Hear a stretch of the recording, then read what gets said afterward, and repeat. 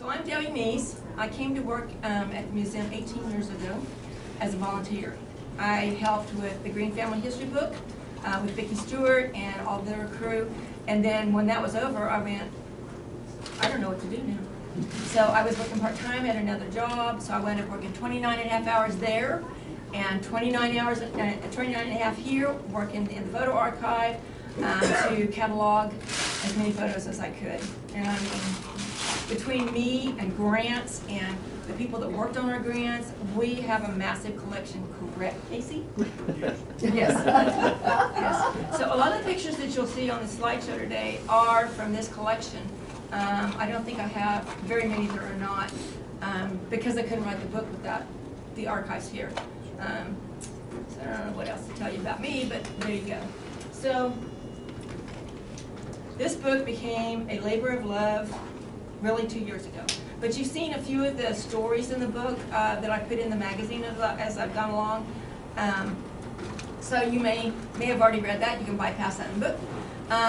Janice read the whole book, and she was flabbergasted. She thought she knew all the history, but she's been surprised, especially about Dewey, because Dewey was the foundation of our aviation history.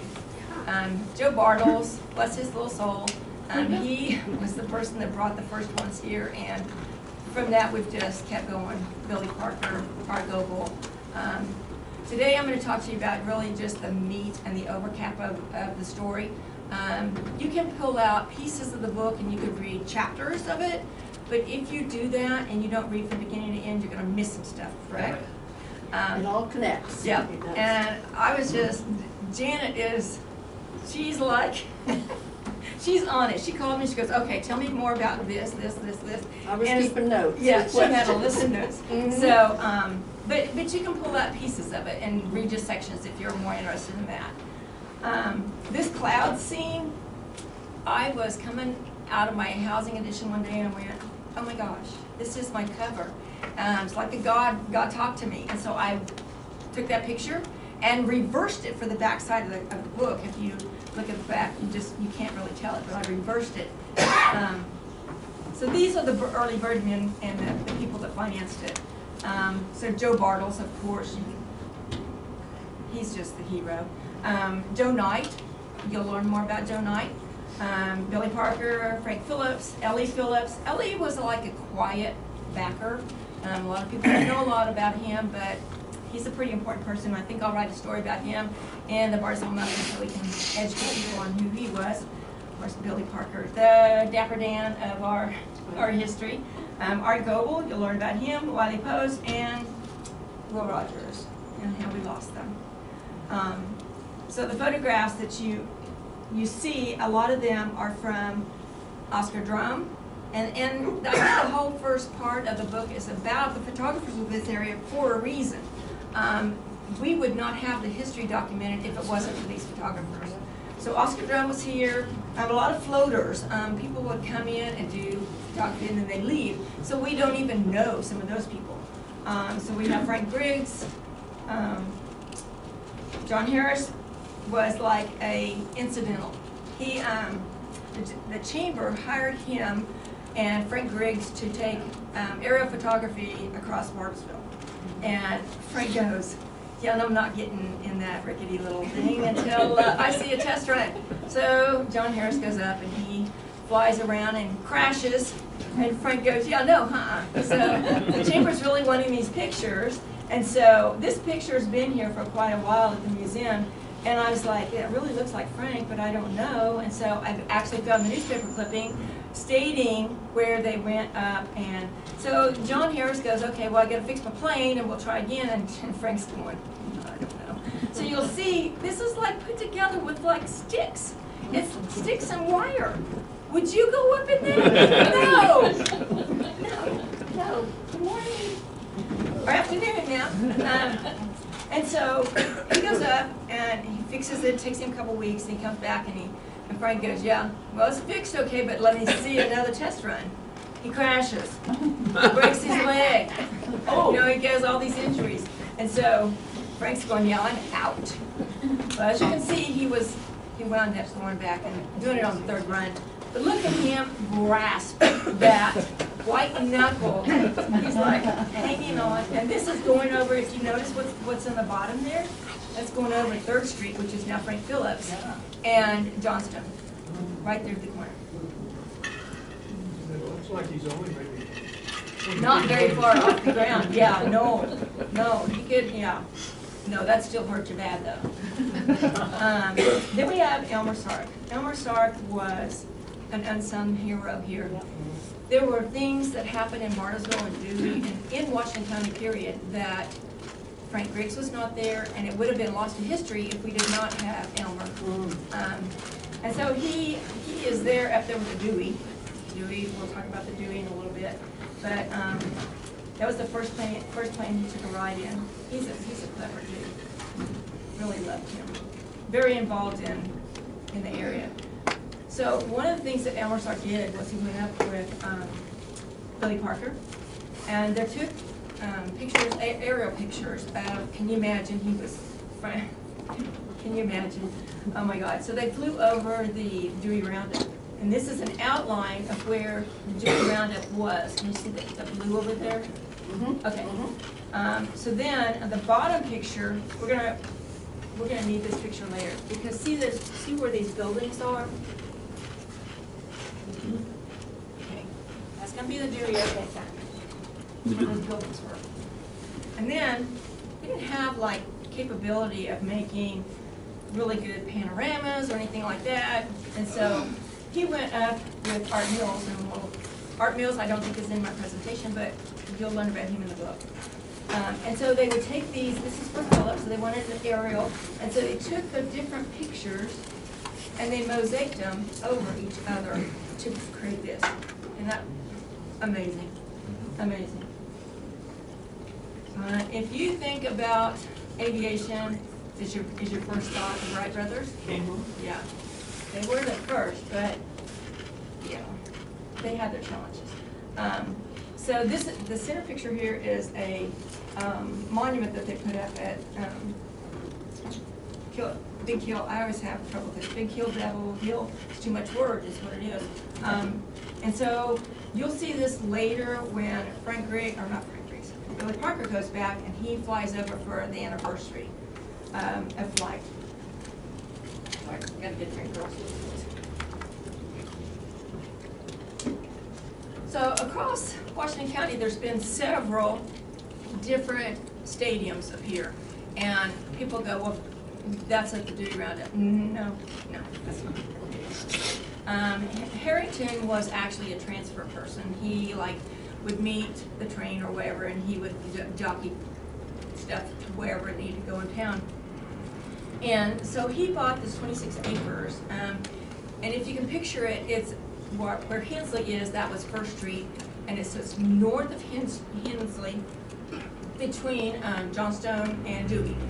And they cleared the land, they built the stadium, they had horse races, they had football games, basketball or baseball games, and they had fair. And at the fair, they had like circuit races. Like they would bring horses in here by train, and they were high quality horses. They were horses that bring big bucks. And so there was not really good weather for the event, but they didn't make a lot of money. And so they shipped all these horses, and they went back to points north, points south, and on different cars. And I don't know. It's interesting to me that if I need to go back into the collections and fix all the different IDs on these pictures, because this picture, if you look at the turrets on top of it and the way the structure is, this picture is so much different than the one at the Dewey Roundup. That's about where the baseball stadium is now. Uh-huh. Yeah, pretty close here. That's right. Yeah, and they painted, I mean, when you read the stories, it's phenomenal. But they had air races there too, and a lot of crashes, So the first organization here was the Commercial Club, which is now our Chamber of Commerce. Mm-hmm. They were deep into everything. They promoted like nobody could promote. And so you can see you're on your right, one of the crashes. They were, but they were not, and they could not just stop. I mean, it's like a crash is just something that challenged them to do something better. Nobody, back in those, even though these things are so flimsy, they didn't have big injuries. That was what is amazing to me, and now look what happens. So you'll see where all the people are lined up at Harrington's Amusement Park. Wouldn't you like to just go back there? Yeah. Yes. So this is where there's a baseball game, the horse races, everybody's lined up for the football game, and their little, look at the dresses, aren't those priceless? Yeah. I love that. Okay, so the Dewey Roundup was where we started seeing some of the aviators come. The bottom panorama, that's at Joe Knight's field in Dewey. If you go to Dewey now, where Don Tyler's park is, that area is now a housing addition. That was his park, his field. And you can see this rickety little stadium that they put over here at the side. It was huge though. I mean, we had like thousands and thousands of people that came here. And once we got the terrain, we had the interurban coming through. The interurban would draw people, especially down there. It's amazing how many people come here. But there's another crash. Another crash. Now you look at this stadium and you can see the difference. I mean, it did expand later, but still the top is different than the Harringtons. Tell them how many it's seated. 22,000 by the time I got there. 22,000 people. Documented in the newspaper. Now whether that's, I mean, it could be an exaggeration, but that's what the newspaper says. So in 1915, they passed the fair law, which gave counties the opportunity to have a free fair. And Dewey won out the bid because Joe Bartles and Manny gave the land. And so here's where they're starting to build the stadium that we just saw. They had to grind up all the land, they had to redo it all. And this Hollapeter, I don't know how many people know the Hollapeters of Dewey, but that's a long generation family there too. They were part of the Elmershark family. Catherine married into that family. So the fair buildings, that was, remember when I showed you that picture that showed the fair buildings? That's the layout of those fair buildings. And you can see over on the very far right, that's where they built the stadium. And on the bottom one, it shows you, it's a bigger stadium now, and you can kind of see where the fading is on the stadium. That's where they added on to the end. Build it farther to the right. And that's the back side of that building. And here we are. We're back to this. So here's the buildings, and there's the stadium. And it's like, the amazing thing is the Dewey Roundup ran until 1949. That's a long time. And think about all the people that came to Dewey that benefited Bartlesville. And it's Joe Bartles. So Billy Parker and Elmer's Hart took this picture in 1920. If I go too fast, you guys can slow me down. Did they use that stadium as a runway for the Dewey airplane company? For the airplane company, they did some there, but they also did some at Joe Knight's. So like when you saw that one plane over Joe Knight's field, that's where they would practice. It's not like it was any softer landing, but that's where they practiced. They just put the plane up behind the horse, drag it over, and take off? Well, yeah, kind of. Okay, so this is the first fair that they did in 1915. And I didn't put all the fair pictures in there because it's just like that, not where we're going with it. But there are some fabulous fair pictures in the early days. This is Billy, or Dapper Dan, and Cindy Barker. And it's amazing to me that we've spelled Cindy's name so many different places, different ways. Her name was really Eleanor. She liked it Cindy. Yeah, her name was Eleanor. And so while I was up here one day, some people came in and they said, well, we're related to the Parkers. And I was like, oh, Cindy? She goes, yeah, I'm Cindy. I was like, oh, nice to meet you. So we had a long talk, and this is how you spell Cindy's name. Cool. Interesting. And she got very upset if you didn't spell it that way. So, but this Cindy, also the relative, actually spells her name this way as well. And then so they were very, very close, the couple. They flew together. She wound up getting her pilot's license as well. And Billy Parker was not beyond showing off. Shayla loves all these pictures of Parker. That's why Billy Parker's on the cover, because our little dapper, he had to be on the cover for her. So I was up here working one day, and there was, I think we used this, one of the top picture. We used that on some advertising somewhere, and I had a call from New York, and I was like, interesting. She goes, well, I saw that you have a picture of Billy Parker and his plane with these plane numbers. And I was like, yes, we do. We have several pictures of that. And she goes, I need to know how I can get that picture and any information that you have. Big mistake. So I started shipping her stuff. She sent me some stuff, but she was doing an article about Billy Parker in a book that was part of a bigger project. And so she wound up sending me that article, and it was pretty interesting from our museum. But this museum's helped a lot of things. Killers of the Flower Moon, we've helped a lot of projects. Sarah's Oil, yeah. So this is when Billy Parker, remember I told you about the monument? This is when he went back to Kitty Hawk, and he flew over in his 1912 Fisher plane. That Fisher plane was his favorite. In fact, it's now hanging at, I think it's in the Oklahoma City airport. Okay, this is the location of the Dewey plane factory. Sorry, I gotta hang my camera. This is showing you the inside of what it looked like. They had lots of parts, And initially, hi.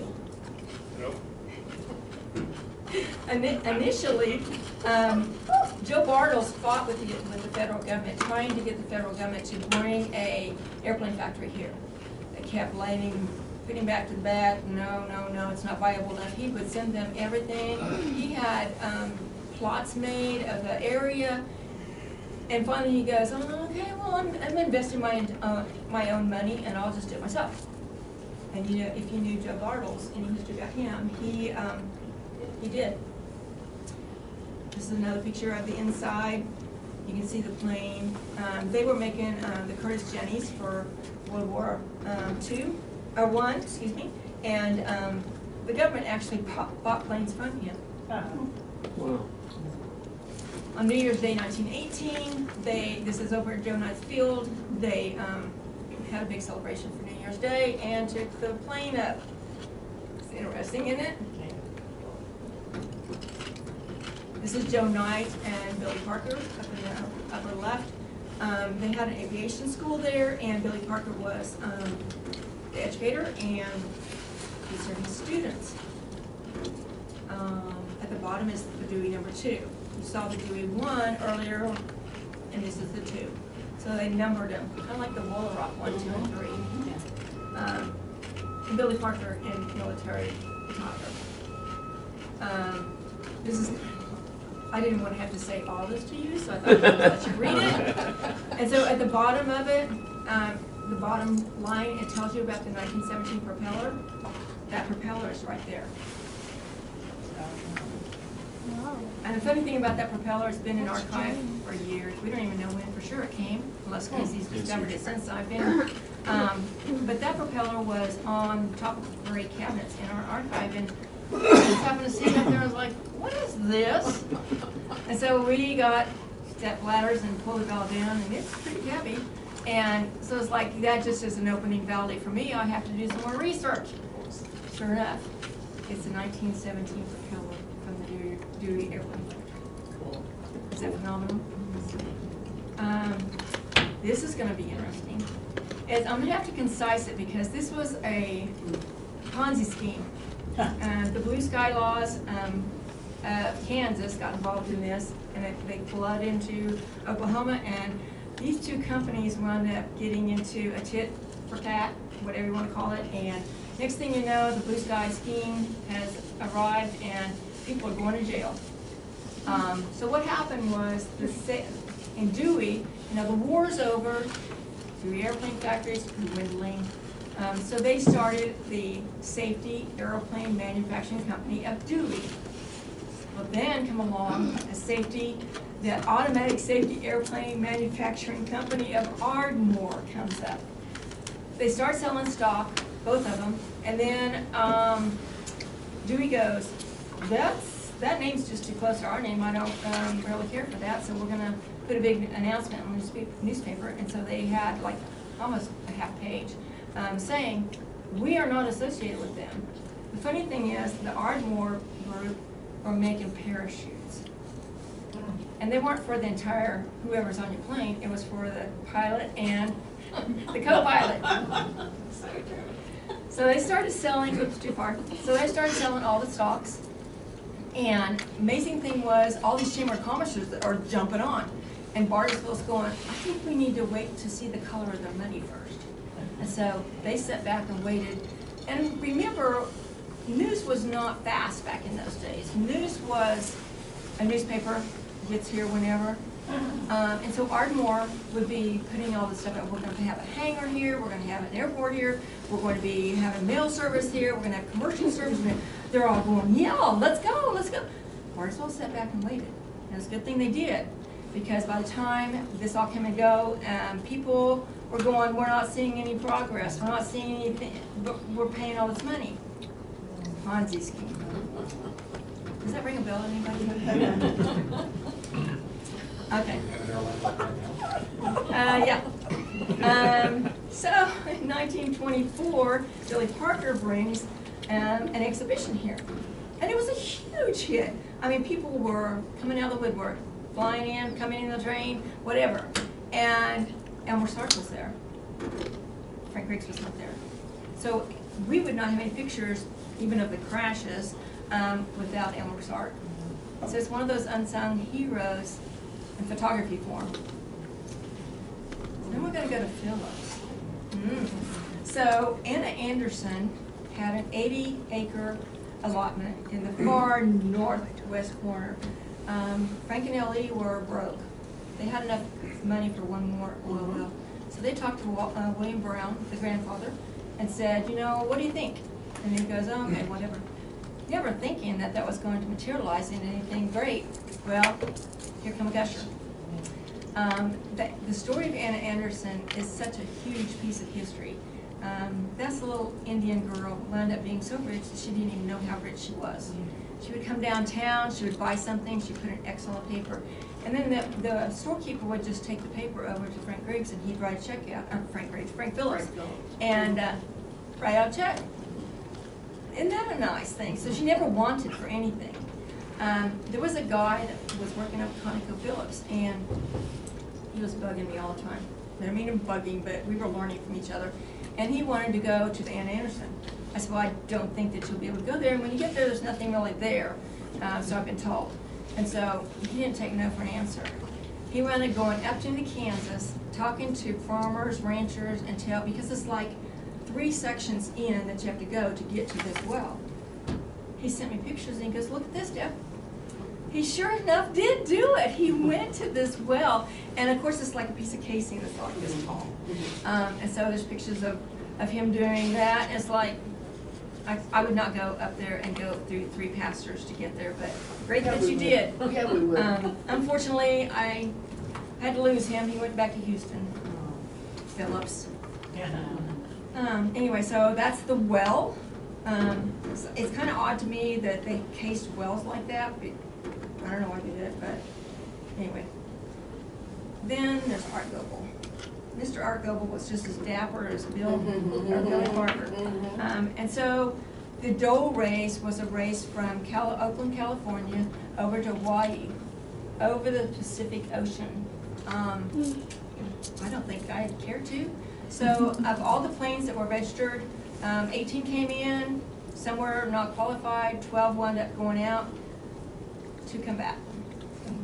2, first and second place. So Art wound up winning. So this is the Little Rock 1.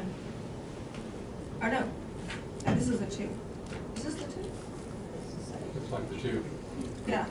Okay. Yeah, the 2. The Roller 1 is out of Willow Rock. We'll talk about that. So Art was like the poster child for Phillips then, because he won this $25,000. So he went on a little tour, and then when he got back, then Frank Phillips took there's where he was, sorry. He was a sky rider for, smoke rider for the company. That's his check that he won. And so after he came back from his tour across Kansas and everywhere else, Frank goes, well, I think I need to put the plane in safekeeping. Okay, so we started the Willow Rock Museum. There's the beginning. So this is the building on the first part of the museum over on the left. And the upper right is where it's being stored in that building. And then where it is now has transitioned several times until it's in the back room.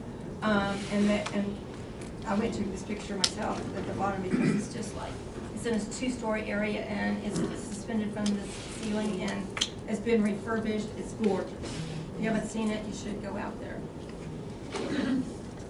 Okay, the Willow Rock 2, this is it, was named the Goose. And Frank Phillips once told Billy Parker, I will fly if I can keep one foot on the ground. How's that supposed to happen? So he never flew. But as you can see in the bottom right, Frank Griggs got a picture of him flying once it became a transport for the company. I don't think there's another one, but that's the picture. And then Frank kind of liked flying. So here we go. This is the Willow Rock 3. The Willow Rock 3 was our movie star. If you can see it over on the right, you can see the Willow Rock 1, 2, and 3. And Without Orders was a early movie in 1936. It's black and white. It's a kind of a romancing type drama. It's an hour movie, and it's on the Internet Archive if you want to go look it up. I watched the whole thing. I was like, this is just... the hour went by so fast, I was like, I can't believe this has been an hour. But it winds up being like the people on the plane. How can I tell you this? I want you to read the book. But the plane in the Willow Rock 3 is not set up like it's the Willow Rock 3. So unless you know it's the Willow Rock 3, which I do know, and they've made a mistake in the movie. The actual tail numbers appear in a couple pieces of the movie. I'm like, oh yes, that's ours. So that's another piece of fame. And I hope to talk to Willow Rock and get them to have the movie showing out there. That's a good idea. Yeah, because I want that piece of history to be documented. Because they have stuff from the old Phillips Museum out there on exhibit now, and that would all tie in so great. So it's a romancing comedy, kind of. The pilot and the co-pilot are both romancing this lady. Towards the end is the most exciting part because the co-pilot and pilot get into a fight on the plane. It's full of passengers. And so the pilot knocks out the co-pilot and he's like out in the world. And the pilot has a vision. Oh my God, we're going to crash. I'm going to die. Remember those parachutes? He takes the only parachute that's on the plane, bails off. You're kidding. He died. He died. So the stewardess, who's being romanced, she has to take over the plane, and she lands the plane in a field with smudge pots around it to direct her, belly up, and she pulls it all off, and then they refill her, and she comes back to Portland, and everybody's a hero. Oh my gosh. Isn't that crazy? So that's what So this is like some scenes from you can see over here, this is the pilot and the co-pilot. That's fun. Yeah. It's you need to watch this movie, even though it's an hour, it's a really interesting movie. So this is kind of details a little bit closer. Frank Phillips' organization name is on the plane. There's your tail wing numbers, and if you watch the movie, you'll see it a couple times. It's interesting. I can't tell you that I've watched the movie several times. And Debbie, I want to tell you, because I like to go to the History Museum in Kauai when I go visit there. And one day there was a big old poster about that race, the Dole race. I'm gonna go to Hawaii. And Kauai wasn't where it landed. It landed, I think, in Oahu, but I ran back up to the front. I go, that's where I'm from. It's where that's from. And now it's in a permanent exhibit about aviation.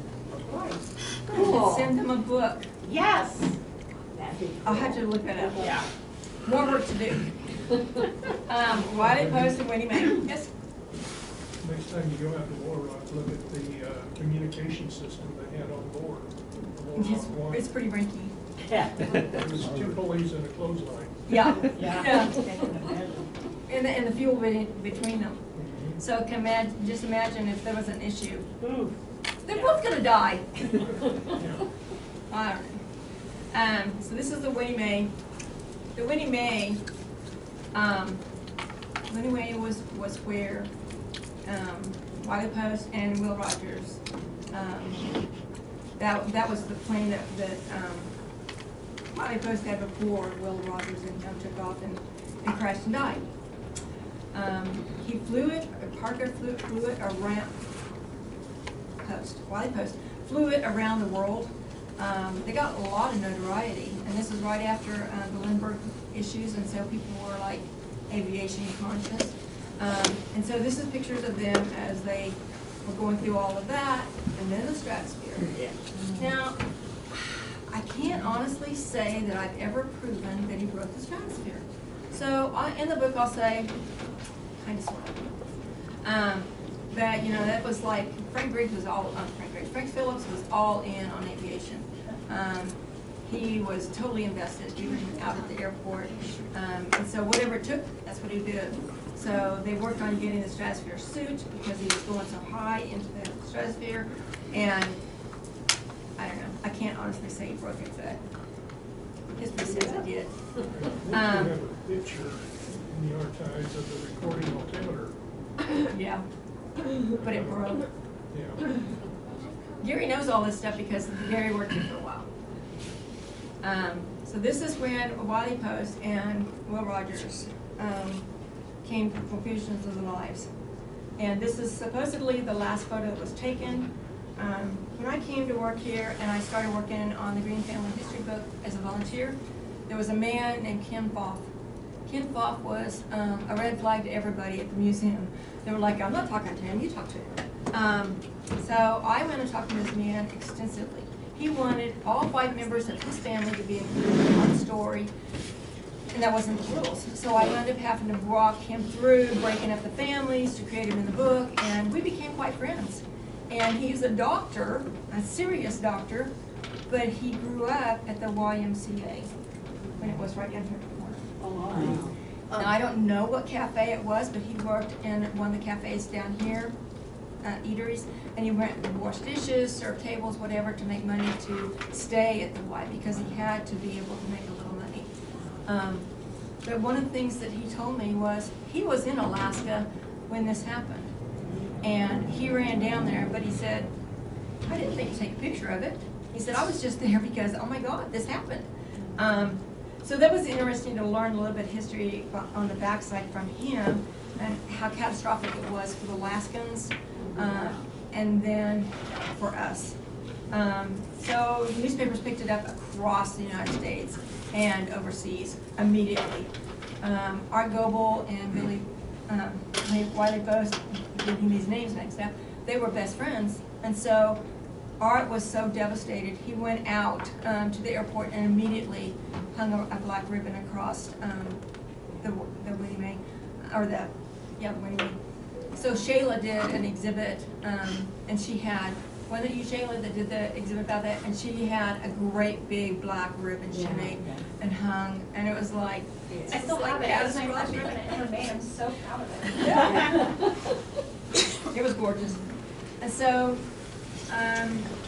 Mrs. Post agreed with the Smithsonian to transport the Winnie Mae, to transport the Winnie Mae to the Smithsonian.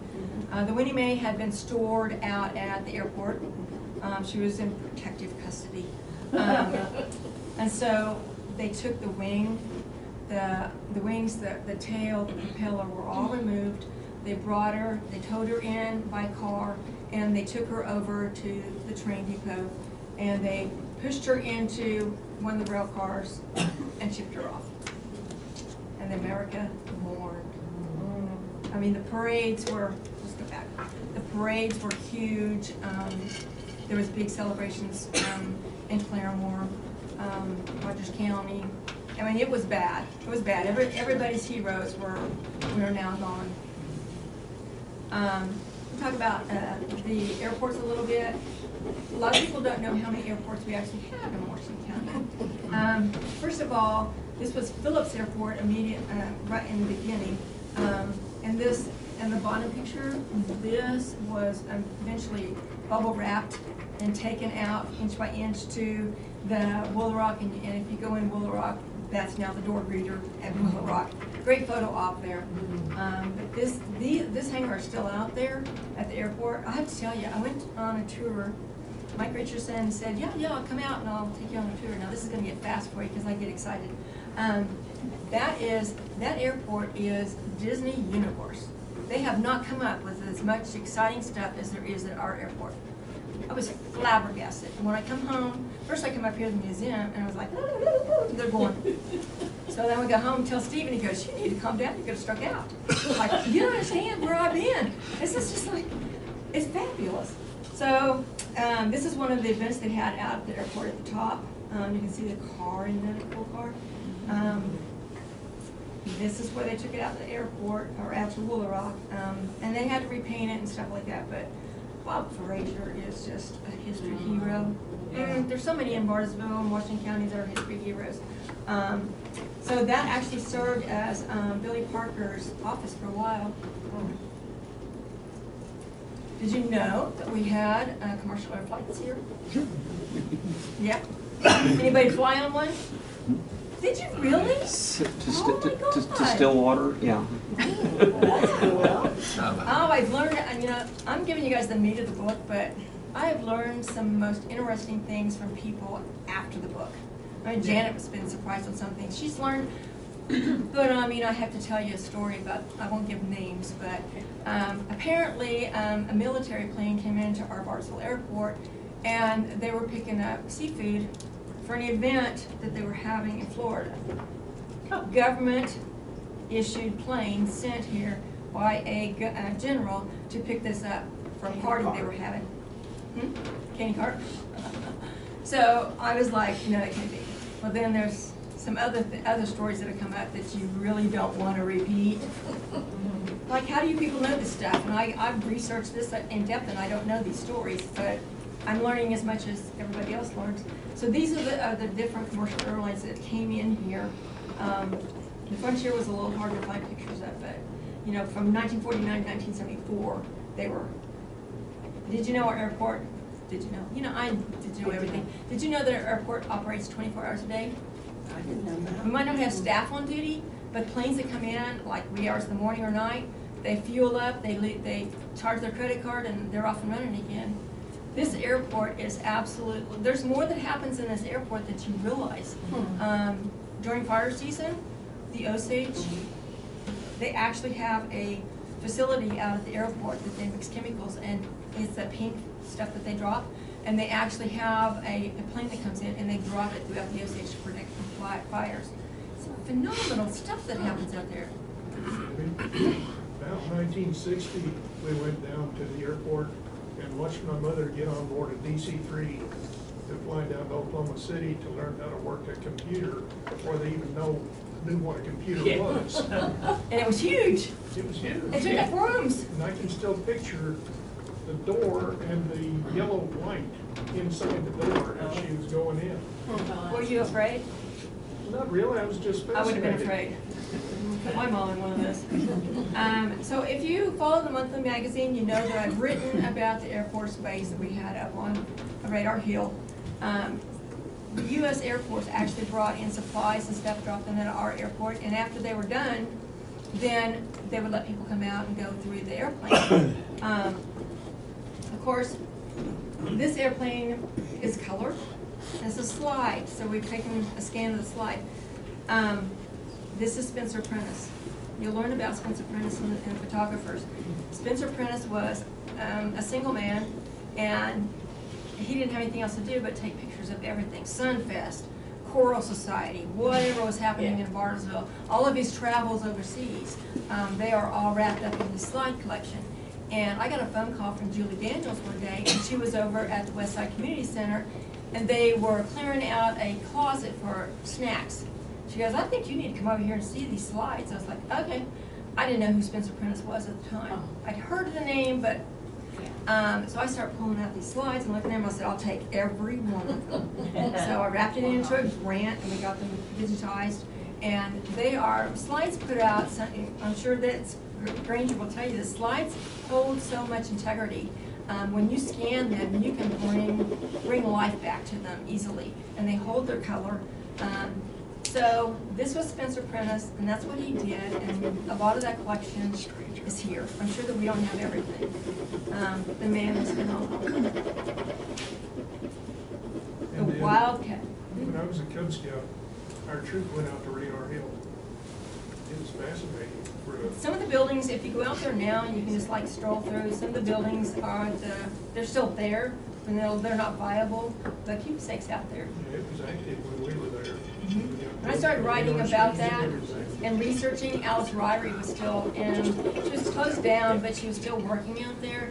So I got to be good friends with Alice, who was the operating keepsake at the time.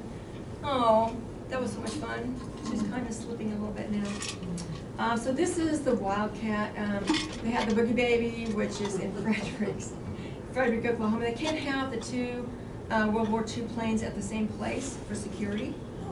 And so they have one here and one in Frederick. They're operated by volunteers. They parachute for different events.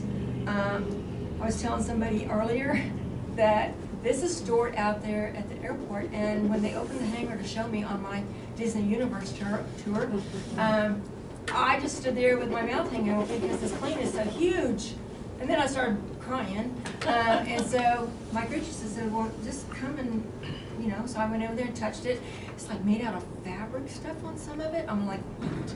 But the volunteers had taken the plane, flown it to Missouri. On the way, the engine started rattling really bad.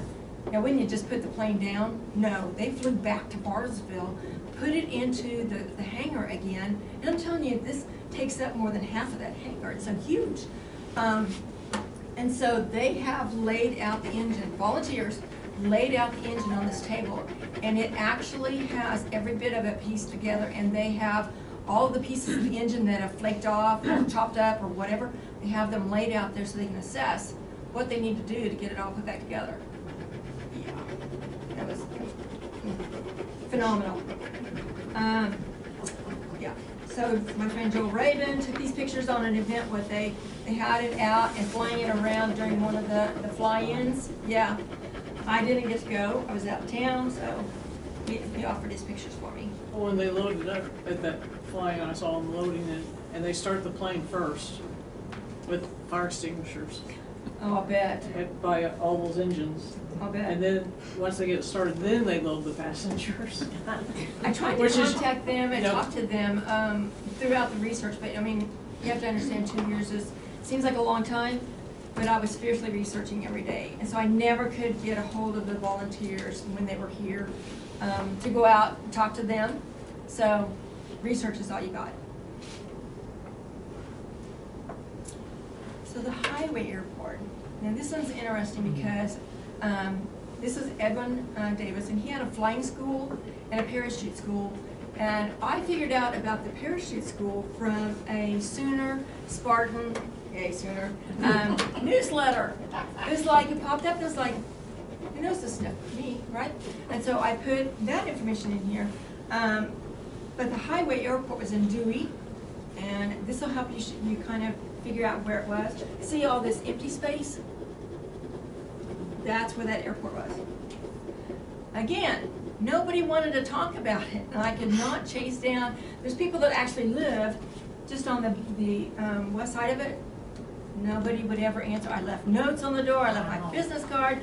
Nobody wanted to call and talk. It's like, okay, well, I can do it around you, so I did. After the fact, I hope my friends are not watching on this. After the fact, I learned that some little mischievousness happened at that airport. it was already shut down. There's just a hangar with a plane in it. And a couple of my younger friends decided they're going to take the airplanes for a ride. They primed the engine, got her started, never got off into the air, but they did go down the runway. And the stories they're telling now is like, why did you guys risk your lives for that? And he goes, it's just fun. It's just fun. At the Dewey Airport, the highway airport, they actually tried seeding clouds. Sound familiar? Yeah. Yeah. Mother Nature won out, and they finally gave up that. But it was quite extensive for many years that they did it there, as well as the Tuxedo Airport. Yeah. And they used the same chemicals that, first they started out with dry ice. Dry ice was just not producing what they wanted, so the silver dioxide that they're using nowadays, that's what they used at the end. And the federal government had two different projects going. Project Cirrus was one of them, and they finally gave up. But it was in the 80s when they gave up. And now here we are again. This is interesting, that the Tuxedo Commercial Airport, the Tuxhorn Flying School. I got inquisitive about this because it's like, where is it? I did a story about Tuxedo and the community, because it was separated from Barnesville. It wasn't even, it was its own little community.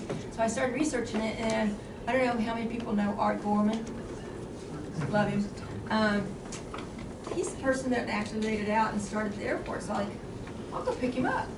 So I go up and down Tuxedo, and I'm like, things have changed over the years, you know. And so I said, well, Art, you did it. How do you not know where it's at?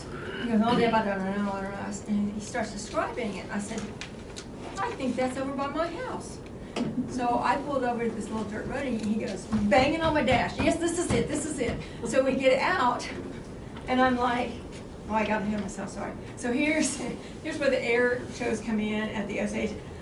This was actually at that airport, and they did the Osage Enterprises. It's just an organization or a company that was out there. They were teaching people to fly for the federal government, Uncle Sam.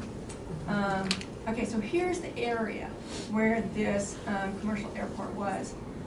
You can see like all of that area, all of that plus more was all the airport. And they did the seating there as well. So when I picked up Art, and when I just live over here in Martin Lane, so I picked up Art. This is the only building that was remaining from there. That's the front and the back of it. And you can still see this right here is the framework that was in some of the other hangars. Notice how Art's just grinning from ear to ear because he found it. He's so excited. Oh my God, it was a fun day. And now all of that's gone. It's now a housing addition. There's nothing. I mean, even the runner for this is gone. So I'm so glad that I found it when I did, took pictures of it. So then the current viability of this airport is unmistakably. I mean, we have grown from a bumpy little dirt, muddy, half the time runway to then they asphalted it, and it was one runway, and it's still there. It's the most amazing thing, you guys, because when I was out there for Disney Universe, you can park in the middle of the two runways and look down, and you can see it, the whole runway, as far as it, and now it's concrete with a runway and a taxiway. So you gotta go on a tour is what I gotta say. I might have to fix that up so we can do it. Yeah. Do it. Oh, I'd have to talk 9 minutes with you guys. Phillips, ConocoPhillips, H.C. Price Pipeline had a plane out there. City Service, they all were in and out of there with their corporate jets. And presently, Phoenix, Rising, Aviation, and the LEAP aircraft are out there. Phoenix is on the south end of the airport. They take up several hangars. They bring in Falcon jets from all over the world. We are not recognized as an international airport, but we're a global airport. I will attach that title to it, because they go, Phoenix Rising goes everywhere and picks up planes, even areas where they have difficulty getting in and out. They'll fly somewhere else, and they'll get out and go. And some of these people are military, ex-military, and they will go and get the plane, fly it to wherever they need to go, and then bring it on home. Isn't that interesting? And then each one of these aircraft have, like personal aircrafts, they have a certain maintenance schedule they've got to be on. And Elite is on the north end of the airport, had no clue what this is. It's really like, there's a graduate that's there from Spartan Aviation, and she does most of the work. There's a big board inside the door, and it lists everybody, every client, and when their maintenance is due. And so people fly in and they'll look at that, and then they'll go, okay, I'll see you in a couple months, and then they'll come back and bring their, and so they had like, I think it was 17, 19 planes in that little hangar that day, and I was like, no, that can't be. So he took me to each one of them, and yes, indeed, there was some of those good sized ones, like, I mean, Potters, all these people have all these planes. Some of those were bigger ones, but then they had like this little bitty rinky-dink ones in the back. I'm like, who would get in that? You'd be surprised. It's a 2-passenger, and they just like take up and putter around. There are people that fly into our airport to go hunting in Kansas. They take our courtesy cars. They just fly in to go eat at Murphy's. Isn't that bizarre? They fly in, they pick up the courtesy car. That's a big attraction for our airport, is our courtesy cars. They don't have to pay for them. They just take them, do whatever, and come back.